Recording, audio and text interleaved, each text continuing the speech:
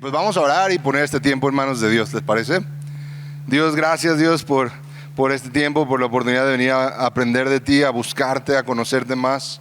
Señor, yo te pido que hoy hables a nuestro corazón por medio de tu palabra, Señor, que esto pueda traer cambios a nuestra vida y que sea algo que traiga fruto. En el nombre de Jesús, amén. Amén. Y bueno, hace unas semanas este mensaje salió después de una serie de conversaciones que tuve con una persona que me decía: es que me cuesta trabajo esforzarme y me propongo hacer cosas, pero luego pasa el tiempo y no las hago.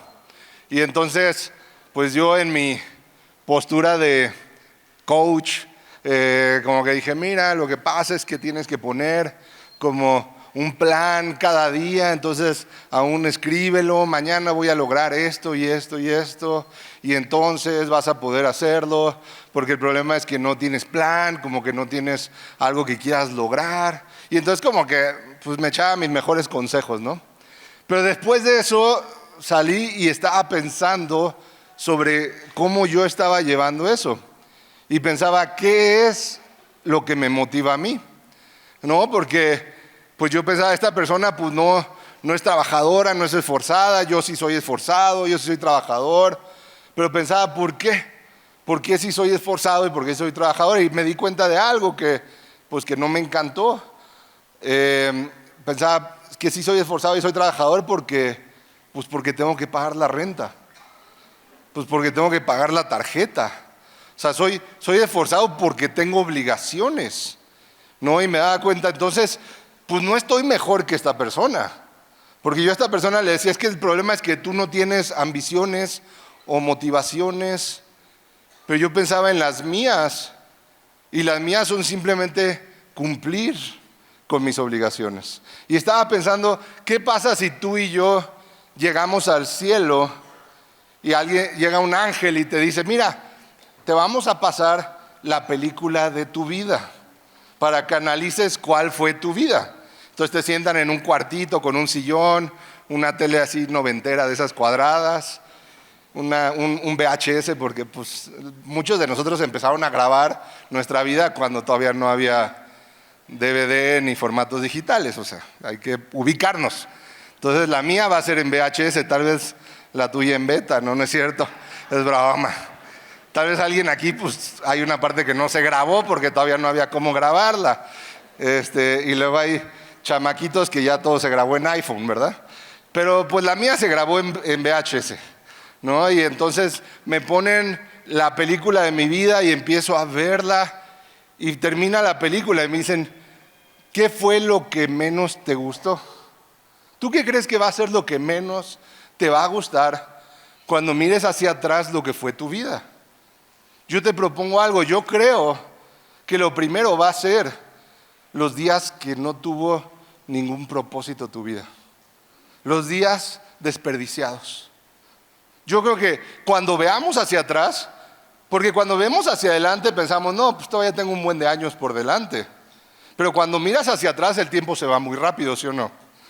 Cuando miras hacia atrás, ayer tenías 18, hoy ya no. Se va muy rápido el tiempo cuando miramos hacia atrás. Y probablemente vas a mirar hacia atrás y decir: fueron muy pocos días y no los aproveché como yo quisiera. Entonces lo primero, yo creo, nos vamos a arrepentir de los días que no tuvieron un significado, que no tuvieron un propósito. Lo segundo, que es lo que me pasó, nos vamos a arrepentir de los días dedicados a un propósito equivocado. No, pues vivió toda su vida pagando a tiempo su tarjeta. ¿Tú crees que me voy a poner feliz? Voy a decir: ah, sí, no, qué buena vida viví. Vivió toda su vida pagando a tiempo todas sus cuentas. Vivió toda su vida soñando con lograr un ahorro de $1 millón y lo logró. ¿Y eso va a ser una vida bien vivida? Vivió toda su vida tratando de lograr esa promoción en el trabajo y la logró. Vivió toda su vida tratando de agradar a otras personas y lo logró.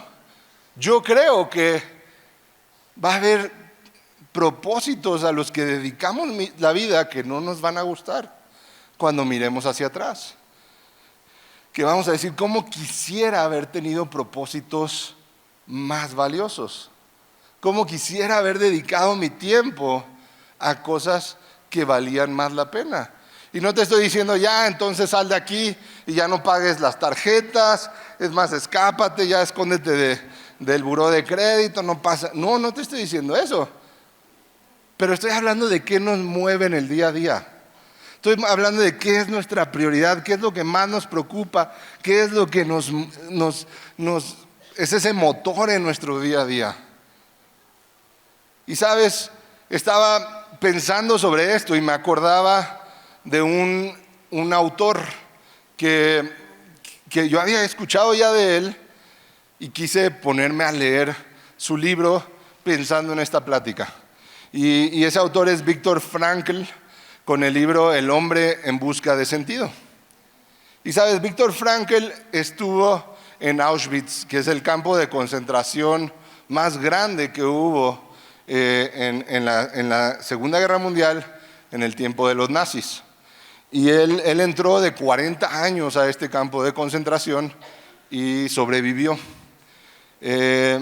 Estuve leyendo sobre su vida y es impactante, ¿no? Él era un psicólogo en Viena y ya era un psicólogo reconocido, ¿no? Y por su trabajo, una semana antes de la invasión a Viena, le ofrecieron una visa para irse él y su esposa a Estados Unidos. Pero él decidió no irse porque tenía a sus papás y no podía llevarse a sus papás. Entonces él decidió quedarse con sus papás. A la semana siguiente los deportaron a un campo de concentración. Los separaron a sus papás, a su esposa y a él. Y él vivió años en un campo de concentración.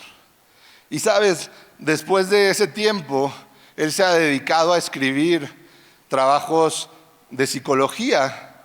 De hecho, toda una corriente de psicología que es la logoterapia, él la fundó. Y es una corriente de psicología que habla del sentido de la vida, del propósito de la vida. Y estaba leyendo su libro y él platica sobre cómo cuando un prisionero llegaba a los campos de concentración, la primera tortura era la nostalgia de lo que perdió, la nostalgia de la vida anterior, el haber perdido sueños, familia, carrera, posesiones, posiciones, había perdido todo, ¿no? Y estar pensando en lo que perdió era una de las primeras torturas. Y él habla de que los prisioneros que mejor lograban sobrevivir eran los que pensaban en futuro, los que tenían un motivo para sobrevivir. Y te quiero leer algunas frases, algunas partes de este libro que me impactaron bastante. Nos dice Viktor Frankl, era preciso infundir un porqué, un objetivo a su vida, con el fin de fortalecerlos para soportar el terrible cómo de su existencia. Un porqué para poder soportar el cómo de su existencia. Pobre del que no percibiera ya ningún sentido en su vida, ninguna meta, ninguna intencionalidad y por tanto ninguna finalidad para seguir viviendo. Ese estaba perdido. Entonces era necesario tener un porqué seguir vivo, un porqué sobrevivir. De hecho, cuenta él que había muchos suicidios y que tenían aún prohibido hacer algo para impedir un suicidio. Entonces él, como psicólogo, trataba de hablar con la gente antes para que no intentaran suicidarse. Pero nos dice, los que estaban perdidos eran aquellos que ya no tenían un porqué, ya no tenían un sentido para vivir. Nos dice, los prisioneros perdían la entereza y se dejaban vencer por el desaliento. Muchos de ellos morían al debilitarse su capacidad de resistencia. ¿Sabes? Nos cuenta que un año la mortalidad fue enorme entre Navidad y Año Nuevo. Y nos dice que es porque los prisioneros tenían la ilusión de que para Navidad iban a poder estar en casa. Y cuando llegó Navidad y se dieron cuenta que no, muchos se daban por vencidos. Y entonces era mucho más fácil que murieran. Después hay un relato que él cuenta de uno de los momentos más difíciles para él. En una ocasión, al borde del llanto por el tremendo dolor, los gastados zapatos me habían provocado terribles llagas en los pies. Caminaba con mi destacamento los kilómetros que separaban el campo del lugar de trabajo. Arreciaba un viento gélido que nos abatía. Iba pensando en la infinidad de pequeños problemas de nuestra condición miserable. ¿Qué comeríamos esa noche? Si nos daban un trozo extra de salchicha, ¿convendría cambiarlo por un trozo de pan? ¿Debía servirme del cigarrillo ganado en un bono hace 15 días y cambiarlo por un cuenco de sopa? ¿Cómo conseguir una tira de alambre para sustituir el trocito con que me ataba los zapatos?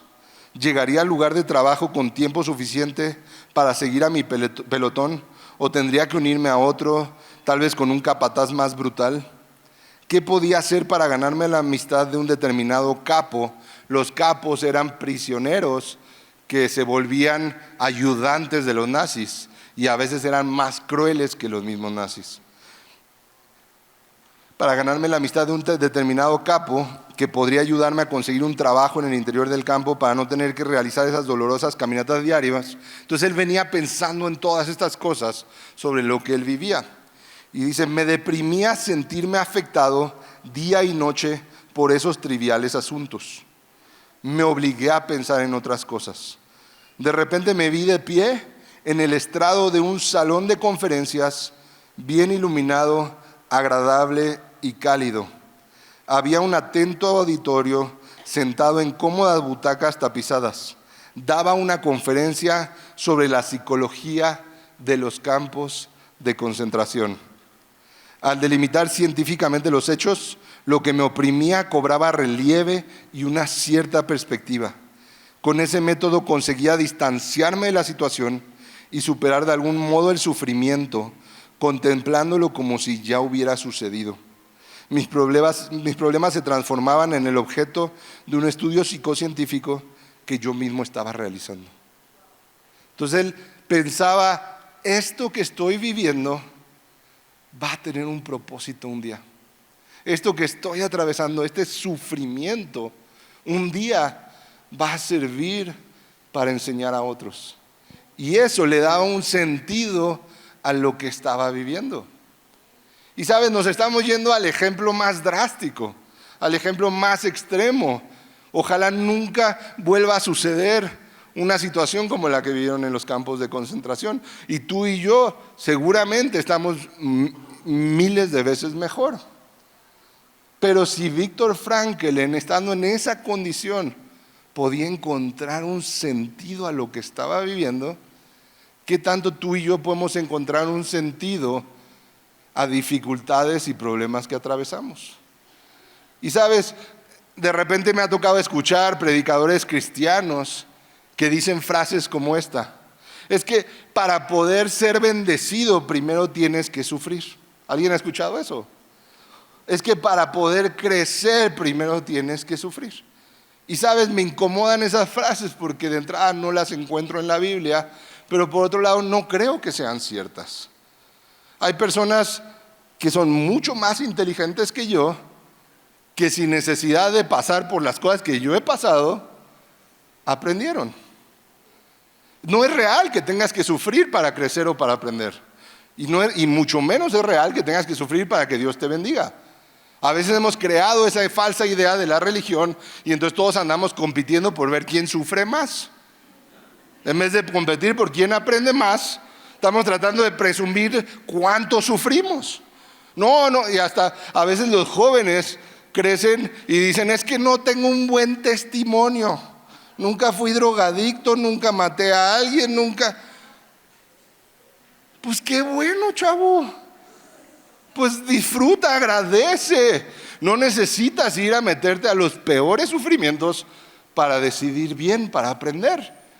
Y qué bueno que no. Y yo tengo ejemplos en mi cabeza de amigos, amigas con los que crecí, que fueron mucho más inteligentes que yo y con problemas mucho más leves según yo, entendieron las verdades de la Biblia y conocieron a Dios como yo necesité problemas y problemas para conocerlo. Entonces, de entrada, no es cierto que tengas que sufrir para recibir bendición o para crecer. Pero por otro lado, se puede sufrir sin aprender. Se puede sufrir sin crecer. La Biblia nos habla de dos tipos de tristeza, ¿te acuerdas? La tristeza que produce muerte y la tristeza que produce arrepentimiento para salvación. Y entonces hay una decisión personal que cada uno tenemos que tomar ante una dificultad, ante un sufrimiento, de qué tipo de actitud yo voy a tener ante esta situación. Y es una decisión personal, es algo que solo tú puedes decidir cómo vas a enfrentar lo que estás viviendo. Y puedes no hacerlo, puedes no ser intencional en darle un significado a lo que estás viviendo. Y entonces volvemos a lo del principio, o vas a pasar tus días sin un propósito, o ese propósito va a ser incorrecto, o ese problema te va a destruir. Y lo vemos en lo que nos cuenta Viktor Frankl del campo de concentración. Y Viktor Frankl usa mucho una frase de Nietzsche que dice: quien tiene un porqué para vivir puede soportar casi cualquier cómo. Quien tiene un porqué para vivir puede soportar casi cualquier cómo. Entonces, qué importante es tener un porqué en nuestra vida. Y déjame te leo esta frase también de Viktor Frankl: con frecuencia el vacío existencial se presenta de forma enmascarada. A veces la frustración de la voluntad de sentido se compensa con la voluntad de poder en su expresión más burda, el deseo de tener dinero.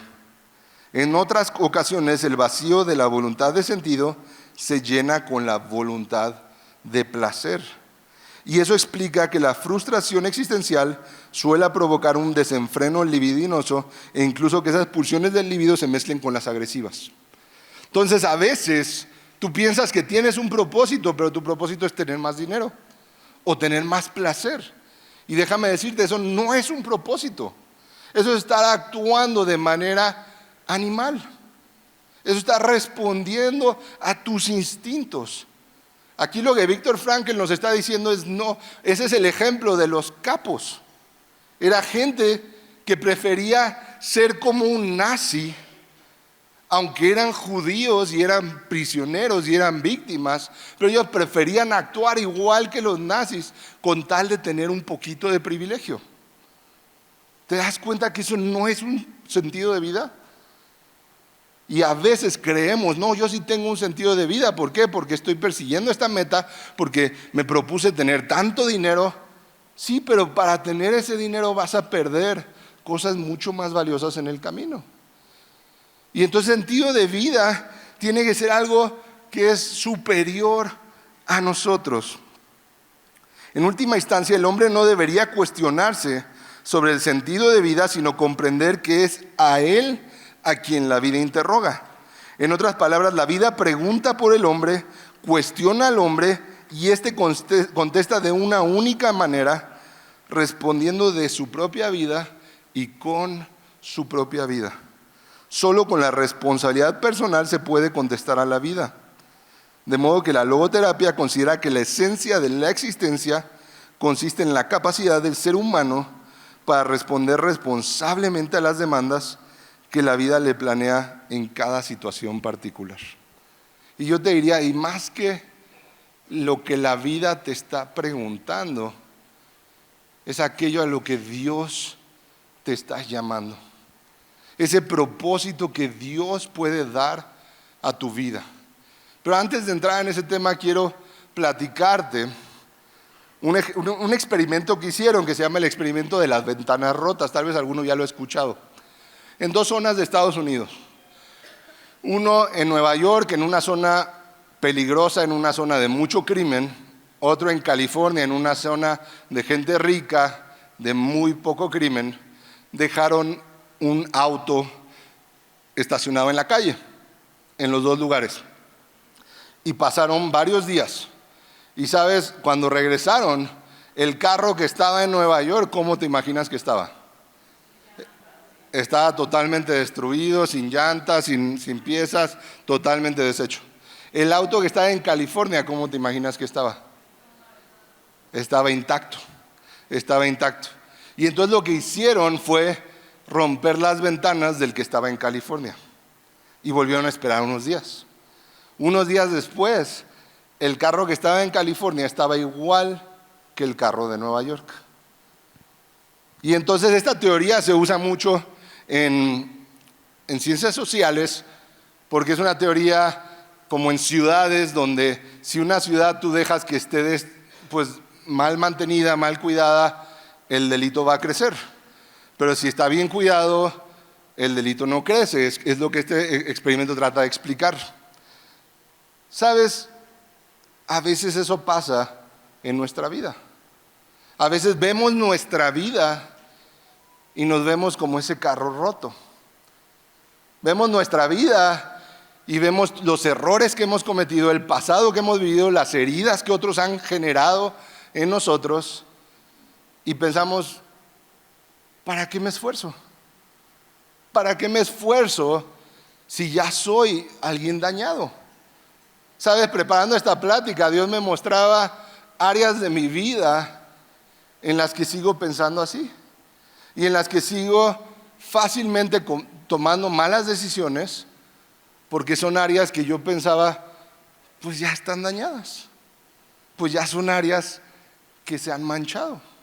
Y si vamos a la Biblia vemos que Dios le daba mucha importancia a las vestiduras del sacerdote, a que el sacerdote tuviera vestiduras limpias. Y aún constantemente en la Biblia cuando habla de nuevas oportunidades o de perdón, habla de nuevas vestiduras. Y lo vemos en el hijo pródigo. ¿Te acuerdas que llega corriendo? El padre corre hacia él, lo abraza y lo primero que instruye es denle nuevas vestiduras. Déjame te lo leo para decirte exactamente cómo lo dice la Biblia. Dice, pero el padre ordenó a sus siervos en Lucas 15, pronto traigan la mejor ropa para vestirlo. Pónganle también un anillo en el dedo y sandalias en los pies. Traigan el ternero más gordo y mátenlo para celebrar un banquete. Porque este hijo mío estaba muerto, pero ahora ha vuelto a la vida. Se había perdido, pero ha sido hallado. Y sabes, era tan importante para el padre cambiarle las vestiduras a su hijo porque quería regresarle la dignidad de ser hijo. Quería que pudiera olvidar lo que había vivido y pudiera retomar esa vida como hijo, pero necesitaba darle vestiduras nuevas. A veces nos cuesta trabajo darle un sentido a nuestra vida porque estamos pensando en lo que ya fue lastimado. Estamos pensando, no, pero es que yo ya fui lastimado, es que yo ya me equivoqué, es que yo ya soy lo que he hecho. Y nos pasamos pensando que el pasado dicta el significado de nuestra vida. Pero sabes, para los que creemos en Dios, la Biblia nos dice que todas las cosas obran para bien. En Dios las cosas tienen un propósito nuevo. Y en Lamentaciones 3 nos dice que por la misericordia de Jehová no hemos sido consumidos porque nunca decayeron sus misericordias. Nuevas son cada mañana. Grande es su fidelidad. Y sabes, si tú empiezas a verte a ti mismo de esta manera y a decir sus misericordias son nuevas cada mañana, entonces no importa lo que hice ayer, hoy puedo generar un nuevo sentido a mi vida, hoy puedo tener un nuevo propósito en lo que voy a hacer y entonces Dios va a respaldar ese propósito nuevo en tu vida y vas a verlo hecho realidad. Y así como Viktor Frankl, puedes atravesar cualquier situación. Tal vez hay algo que ya estás atravesando, una situación difícil que ya lleva tiempo y que ya no sabes qué más hacer. Y Dios hoy te puede dar un nuevo propósito en lo que estás atravesando. O tal vez estás con temor de que algo malo pase. Pero tener un propósito en Dios nos permite enfrentar cualquier temor, porque sabemos, aunque lo que más temo suceda, Dios va a estar conmigo y va a haber un propósito en eso. Aunque lo más grave suceda, sé que va a haber un buen propósito de parte de Dios y voy a poder atravesar esa situación. Así de fuerte es el tener un sentido en nuestra vida. Tener un sentido en tu vida es tan fuerte que José pudo atravesar la traición de sus hermanos, que lo quisieron matar y lo vendieron. Pudo atravesar la esclavitud, pudo atravesar el ser acusado falsamente y enviado a la cárcel con un propósito en mente. Y lo podemos ver cuando finalmente encuentra a sus hermanos, que les dice: es verdad en Génesis 50 que ustedes pensaron hacerme mal, pero Dios transformó ese mal en bien para lograr lo que hoy estamos viendo: salvar la vida de mucha gente. Esto es entender el propósito de Dios para lo que tú vas a vivir. El poder ver a la gente que te dañó de frente y decir: no te preocupes, Dios tuvo un propósito. Aunque tú quisiste hacerme mal, Dios tuvo un propósito más grande en lo que tú hiciste. Esto es entender el sentido a lo que vivimos. Esto es decidir darle un propósito a lo que vivimos. Vemos también en David.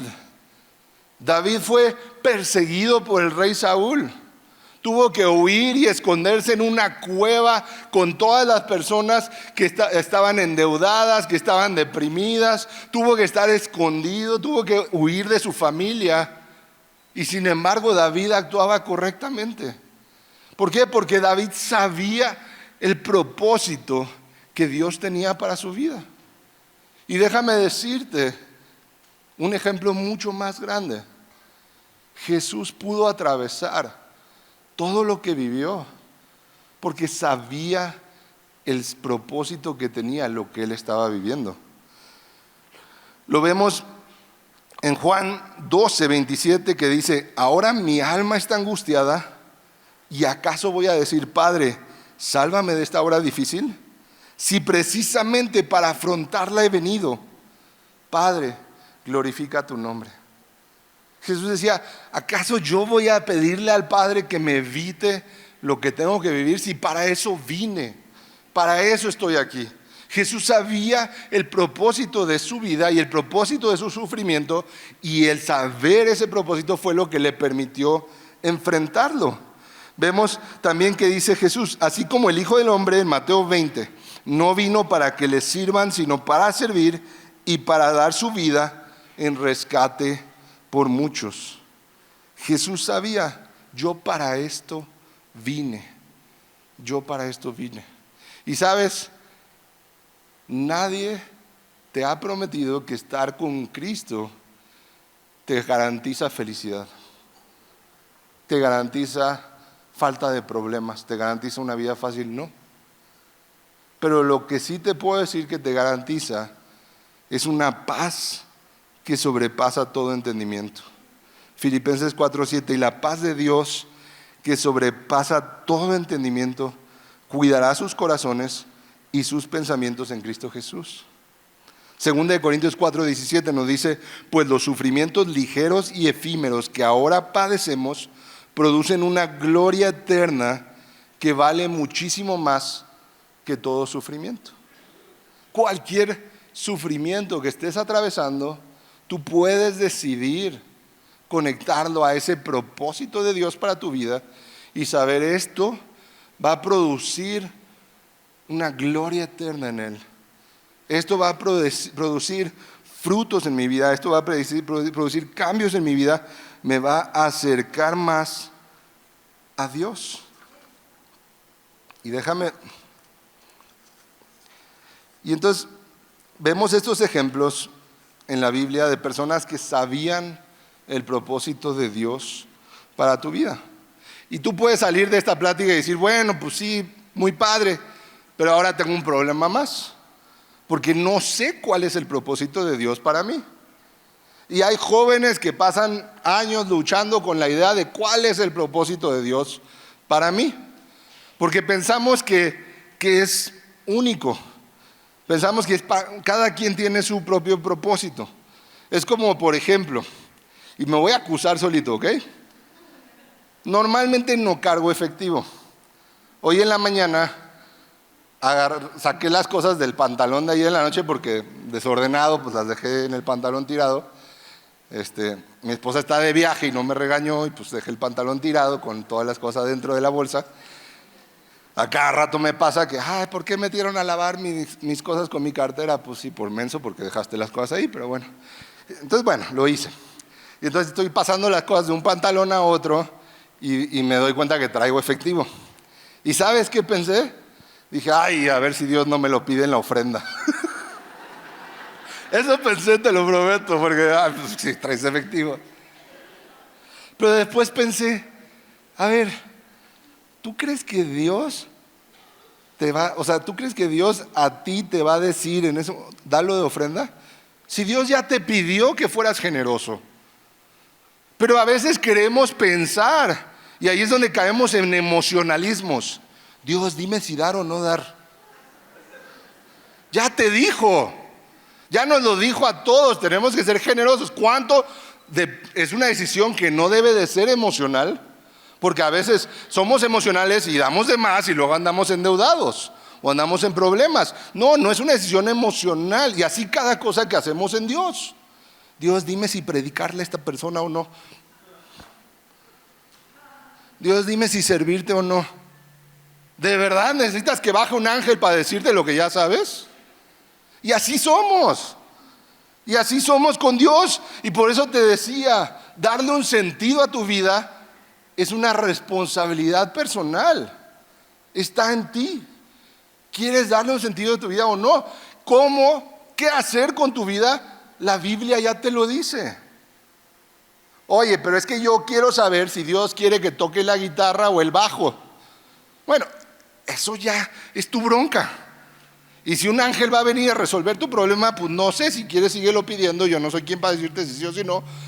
Pero el chiste es que ya sabes que hay un llamado en tu vida para buscar y servir a Dios. Entonces, ¿cuál es el propósito de Dios? Que yo creo que es para cada uno de nosotros por igual. Lo primero es conocer a Dios. Lo primero es conocerle y conocerle cada vez más. Nos dice Jeremías 9. Así dice el Señor, que no se gloríe el sabio de su sabiduría, ni el poderoso de su poder, ni el rico de su riqueza. O sea, a Dios no le importa qué tan sabio, qué tan poderoso, qué tan rico eres. Si alguien ha de gloriarse, que se gloríe de conocerme y de comprender que yo soy el Señor, que actúo en la tierra con gran amor, derecho y justicia, pues es lo que a mí me agrada, afirma el Señor. Una prioridad de nuestra vida, un propósito de por qué estamos vivos, debe de ser conocerlo más.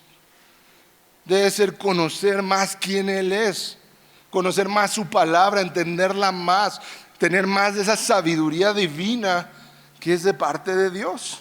Eso vale más que riquezas y poder. Eso vale más que cualquier otra cosa que tú y yo podamos perseguir. Y luego nos dice en Mateo 22, 37 al 39, Maestro, ¿cuál es el gran mandamiento de la ley? Y él le dijo, amarás al Señor tu Dios con todo tu corazón y con toda tu alma y con toda tu mente. Este es el grande y el primer mandamiento. Y el segundo es semejante a este: amarás a tu prójimo como a ti mismo. Entonces, lo primero, conocer a Dios. Lo segundo, amar a Dios. Amar a Dios. Y aquí nos dice amarle con todo nuestro corazón, con toda nuestra mente y con toda nuestra alma. Eso toma toda la vida de trabajo.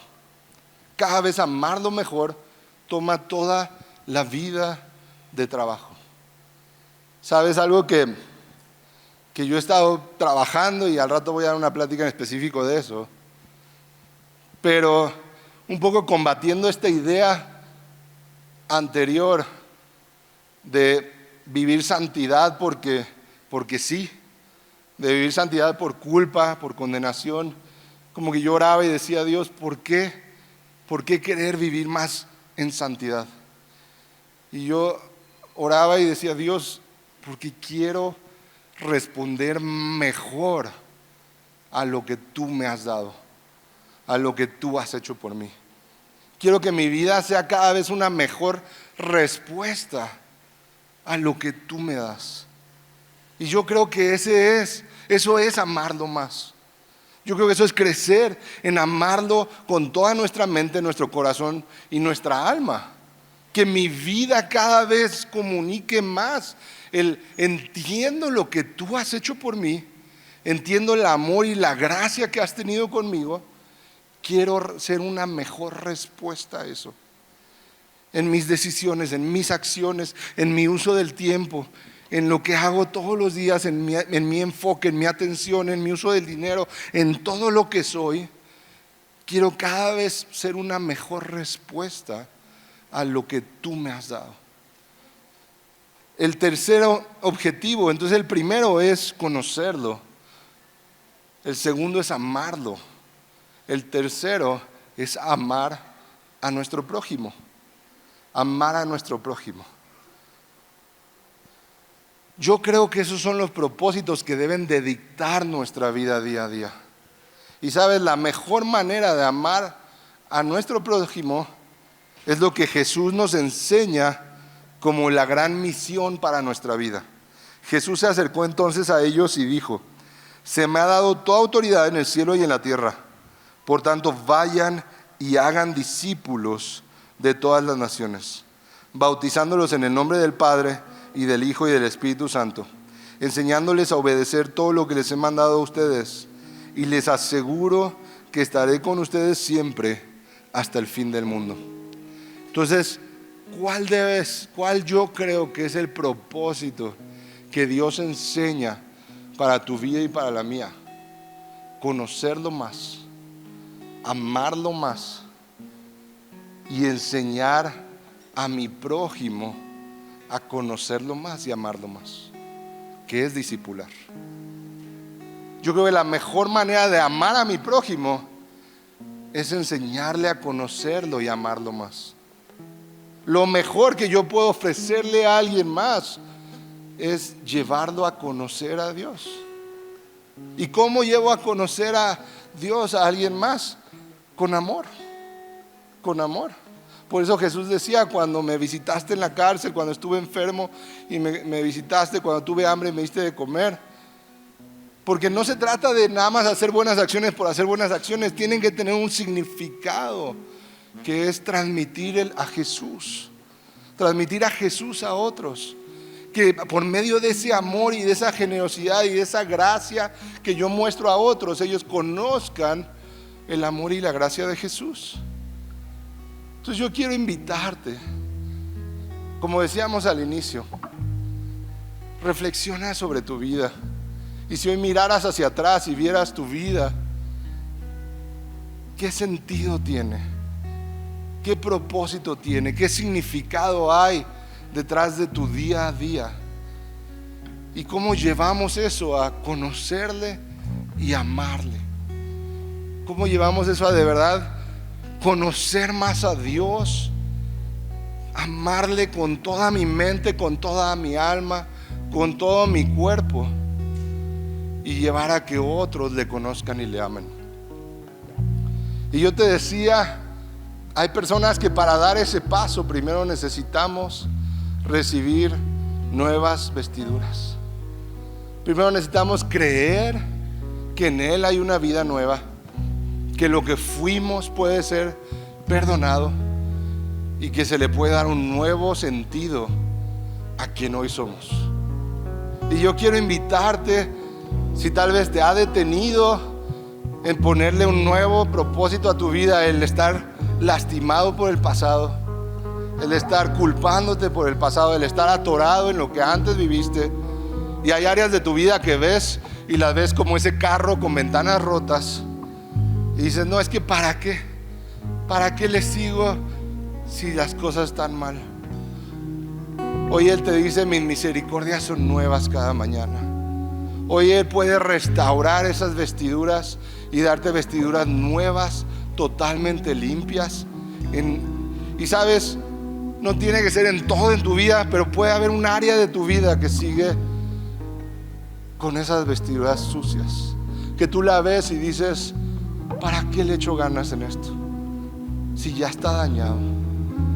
Él hoy puede restaurar esa área de tu vida. Él hoy puede darte un nuevo propósito en esa área de tu vida. Y yo te invito a que lo pongas delante de Él. Dios, hoy entregamos cada una de estas cosas a ti. Hoy entregamos esas áreas de nuestra vida que están sucias, que están dañadas, que hemos visto y las vemos como que ya no tienen valor. Dios, restaura el valor. Danos vestiduras nuevas, vestiduras limpias. Permítenos creer en esa misericordia nueva cada mañana que encontramos en ti. Que no importa los errores que hayamos cometido, que podamos cometer, que cada día vengamos a refrescarnos en ti, a encontrar esa limpieza que tú nos das todos los días, esa misericordia, esa gracia. Y que cada día podamos decidir dar un nuevo sentido a nuestras vidas. Dios, yo te pido también por quien esté atravesando ahorita una situación difícil, por quien esté atravesando tal vez una situación de enfermedad, una situación de crisis, una pérdida de familiares amados, que tal vez esté atravesando un desempleo, una situación económica complicada, que hoy puedas mostrarle que tú puedes dar un propósito a esa situación. Que hoy puedas mostrarle que si se enfoca en tus propósitos, puede haber un sentido en lo que está viviendo. Padre, que podamos prepararnos para enfrentar al futuro sin temor, sabiendo que venga lo que venga, hay un propósito divino en mi vida. Hay un propósito que tú tenías desde antes de que yo naciera. Y nada va a robarme del propósito que tú tienes para mi vida. Gracias, Jesús, porque tú tenías claro el propósito. Porque tú tenías claro que todo el sufrimiento tenía una causa, que era salvarnos a cada uno de nosotros. Gracias porque por ello atravesaste los peores dolores. Porque tenías en mente a cada uno de nosotros. Porque sabías que nos dabas una vida nueva, un propósito nuevo, que con tu muerte pagabas por nuestros pecados. Porque con tu muerte nos dabas libertad, nos dabas vida nueva, nos dabas propósito. Hoy quiero ese propósito en mi vida. Hoy quiero conocerte más, Dios. Quiero vivir para conocerte más. Quiero conocer más tu voluntad, quiero conocer más tu carácter, quiero conocer más tu amor y tu gracia. Y quiero amarte más. Quiero amarte con toda mi mente, mi corazón y mi alma y mi cuerpo. Quiero amarte por completo. Quiero amarte en esas áreas donde sigo lleno de errores, donde sigo equivocándome. Quiero llegar a amarte. Quiero transmitir ese amor en cada área de mi vida. Quiero ser una respuesta a lo que tú has hecho por mí. Permítenos entender más a profundidad lo que tú has hecho por nosotros. El amor y la gracia que nos has mostrado. Lo que costó nuestra vida nueva. Lo que costó lo que tú has hecho por nosotros. Y el amor que motivó cada cosa que tú hiciste, Jesús. Que podamos entenderlo más. Y eso nos motive a una mayor gracia para los demás.